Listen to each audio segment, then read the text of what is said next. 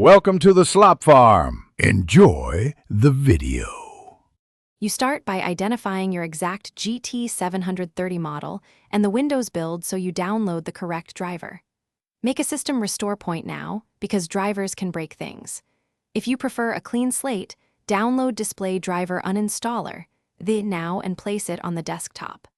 Once done, close non-essential apps and plug the PC into a stable power source. These steps reduce risk and ensure you fetch the precise package from NVIDIA without guessing.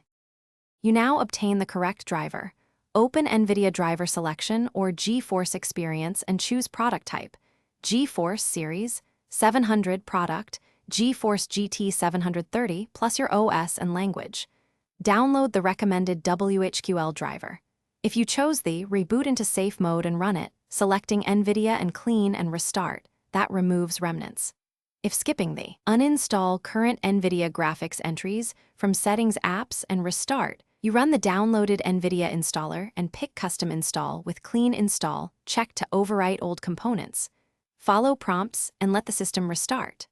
Once rebooted, verify success in Device Manager and open NVIDIA Control Panel to confirm the driver version and functionality.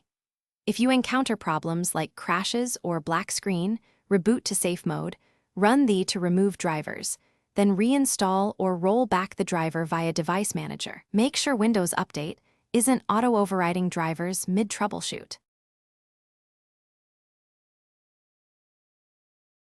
Thanks for watching. Consider subscribing if we helped you today.